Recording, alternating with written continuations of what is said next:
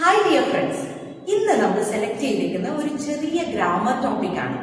ഈ topic select ചെയ്യാനുള്ള കാരണം നമ്മുടെ കുട്ടികൾ മിക്കപ്പോഴും ആൻഡും ആസ് വെൽ ആസും തെറ്റായിട്ടാണ് അവരുടെ ലെറ്ററിൽ യൂസ് ചെയ്ത് കാണുന്നത്.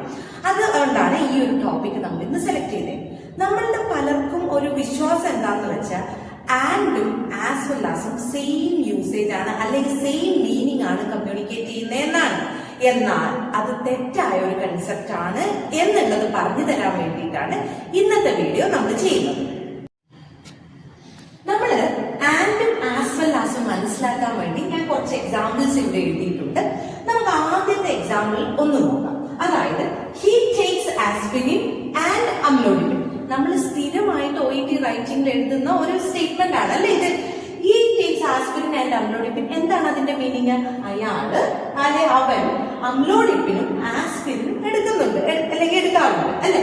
രണ്ടിനും, അതായത് ആസ്പിരിനും അമ്ലോഡിപ്പിനും ഈക്വൽ ഇമ്പോർട്ടൻസ് ആണ് ആൻഡ് എന്ന കണക്ടർ നിങ്ങൾ യൂസ് ചെയ്യുമ്പോൾ കൊടുക്കുന്നത്. ഓക്കെ, അതേസമയം he takes aspirin as well as amlodipine എന്നാണ് നിങ്ങളുടെ സ്റ്റേറ്റ്മെന്റ് എങ്കിൽ അവിടെ ചെറിയൊരു അപകടമുണ്ട്. അതെന്താണെന്ന് അറിയാവോ?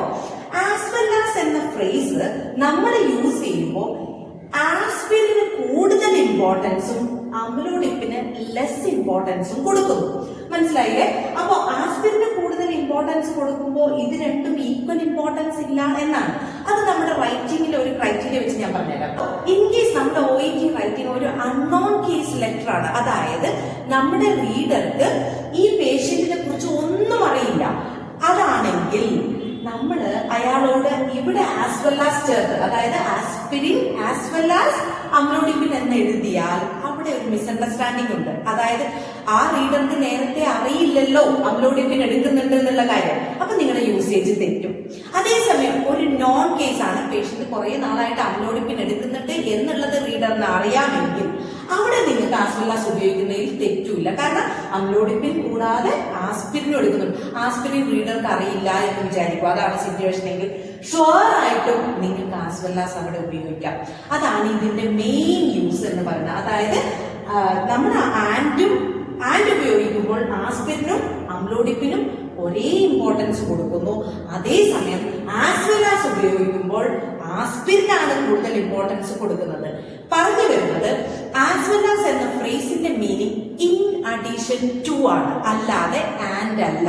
അപ്പൊ ഇൻ അഡീഷൻ ടു എന്ന് പറഞ്ഞാൽ നിങ്ങൾക്ക് അറിയാലോ, ഇത് കൂടാതെ ഇതും, ഇത് മാത്രമല്ല ഇതും എന്നാണ് അതിന്റെ മീനിങ് വരുന്നത്. അപ്പൊ തന്നെ അത് മലയാളത്തിലോട്ട് ആക്കുമ്പോൾ നിങ്ങൾക്ക് കറക്റ്റ് ആയിട്ട് മനസ്സിലാവും, ഇതിനല്ല ഇമ്പോർട്ടൻസ്, ഇതിനാണ് ഇമ്പോർട്ടൻസ്. ഇനി നമുക്ക് വേറൊരു എക്സാമ്പിൾ, കാരണം ആസ് വെൽ ആസ് യൂസ് ചെയ്യുമ്പോൾ കുറെ അധികം ഗ്രാമർ റൂൾസും നമ്മൾ മനസ്സിലാക്കാനുണ്ട്. അതായത് ഇപ്പൊ നമ്മള് Mister John as well as his father has a history of diabetes അല്ലെ. Mister John as well as his father. Suppose നിങ്ങൾ ഇവിടെ Mister John and his father എന്നാണെങ്കിൽ ഈ ഹാസ് മാറി എന്താവും?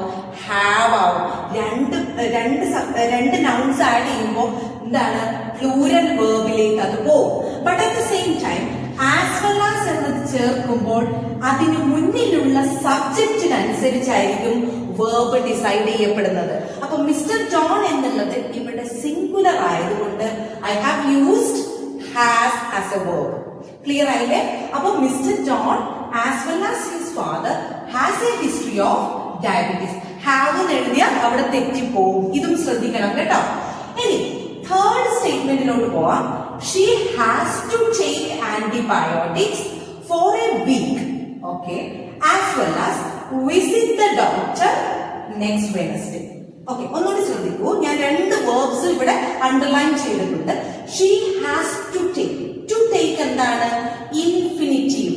ടുവിന്റെ കൂടെ ഒരു വേർബ് ചേർക്കുന്നതിനാണ് ഇൻഫിനിറ്റീവ് പറയുന്നത്. അപ്പോ അങ്ങനെ ടു ടേക്ക് അല്ലെങ്കിൽ ടു പ്ലസ് ഒരു വേർബ് നിങ്ങൾ യൂസ് ചെയ്യുമ്പോൾ ആസ് വെൽ ആസ് കഴിഞ്ഞ ഒരു വേർബ് യൂസ് ചെയ്യുമ്പോൾ അവിടെ ടു വീണ്ടും റിപ്പീറ്റ് ചെയ്യണ്ട. മെയിൻ കൺസെപ്റ്റ് മറന്നു പോവരുത്.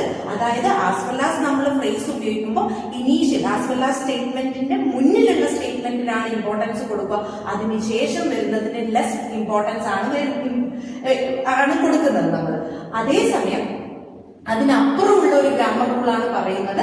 ആദ്യത്തത് ഫസ്റ്റ്, അതായത് ആസ് വെൽ ആസ് എന്ന ഫ്രേസിന് മുമ്പേ വരുന്ന സബ്ജക്റ്റിനനുസരിച്ചായിരിക്കണം വേർബ് നിങ്ങൾ ഡിസൈഡ് ചെയ്യുന്നത്. ആൻഡ് സെക്കൻഡ് വൺ, ആ ഒരു വേർബ് നമ്മൾ ആസ് വെൽ ആസിന് മുന്നേ യൂസ് ചെയ്യുന്നത് ഇൻഫിനിറ്റിയിലാണെങ്കിൽ എന്ത് ചെയ്യണം? ആസ് വെൽ ആസിന് ശേഷം വരുന്ന വേർബിന്റെ കൂടെ ടു ചേർക്കേണ്ട ആവശ്യമില്ല. ഇത് നിങ്ങൾ പറയണേ. She has to take antibiotics for a week as well as visit the doctor next Wednesday. Clear ആയില്ലേ? Okay. Next example. His condition has now stabilized and he has shown signs of improvement.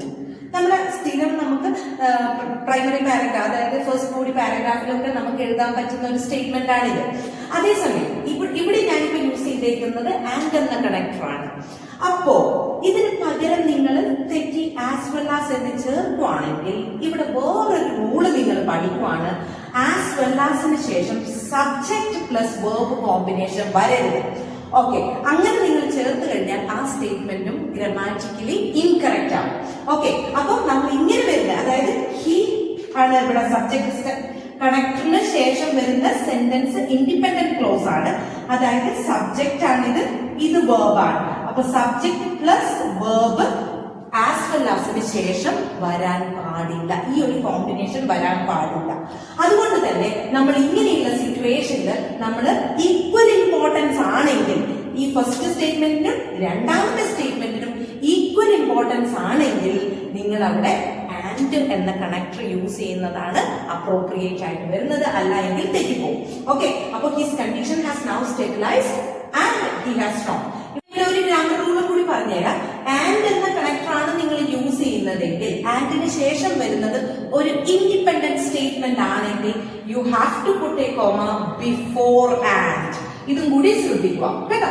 അപ്പൊ ഇപ്പൊ പറഞ്ഞു വന്നത് മുഴുവൻ ആൻഡും as well ആസും തമ്മിലുള്ള ഡിഫറൻസും അതെങ്ങനെയാണ് use ചെയ്യേണ്ടത് എന്നുള്ളതുമാണ്. അപ്പൊ ഇനിയെങ്കിലും നിങ്ങൾ ചാടിക്കേറി ആസ് വെൽ ആസ് ചേർക്കുമ്പോൾ ഈ റൂൾസ് എല്ലാം നിങ്ങൾ ഒബേ ചെയ്യുന്നുണ്ടോ, ഞാൻ എഴുതുന്ന സ്റ്റേറ്റ്മെന്റ് കറക്റ്റ് ആണോ, ഗ്രാമാറ്റിക്കലി കറക്റ്റ് ആണോ എന്ന് അനലൈസ് ചെയ്തിട്ട് മാത്രം ഫൈനലൈസ് ചെയ്യുക. ഇല്ല എങ്കിൽ ചിലപ്പോൾ നിങ്ങളുടെ ഒരു മാർക്ക് അവിടെ നഷ്ടപ്പെടും. അറിയാലോ, റൈറ്റിംഗില് ഗ്രാമറിന് വളരെയധികം ഇമ്പോർട്ടൻസ് ഉണ്ട്.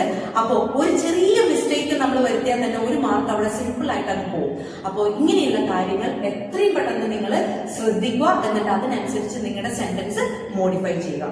ഈ ഒരു ഗ്രാമർ പോർഷനിൽ നിങ്ങൾക്ക് എന്തെങ്കിലും ഡൗട്ട്സ് ഉണ്ടെങ്കിൽ അത് കമന്റ് ബോക്സിൽ ഇട്ടാൽ മതി, ഞാൻ അവിടെ റിപ്ലൈ തന്നോളാം. അതുപോലെ ഞാൻ ഈ ചെയ്ത വീഡിയോ യൂസ്ഫുൾ ആയിട്ട് തോന്നുന്നുണ്ടെങ്കിൽ ഇത് നിങ്ങളുടെ ഫ്രണ്ട്സിലേക്ക് ഷെയർ ചെയ്ത് കൊടുക്കുക. അതുപോലെ നമ്മുടെ ചാനൽ നിങ്ങൾ സബ്സ്ക്രൈബ് ചെയ്യുമ്പോൾ അടുത്ത് കാണുന്ന ബെല്ലൈക്കൺ കൂടി ഒന്ന് എനേബിൾ ചെയ്യണേ. എങ്കിൽ മാത്രമേ അടുത്ത വീഡിയോ ഞങ്ങൾ ഇടുമ്പോൾ നിങ്ങൾക്ക് അതിന്റെ നോട്ടിഫിക്കേഷൻ വരുള്ളൂ. Thank you.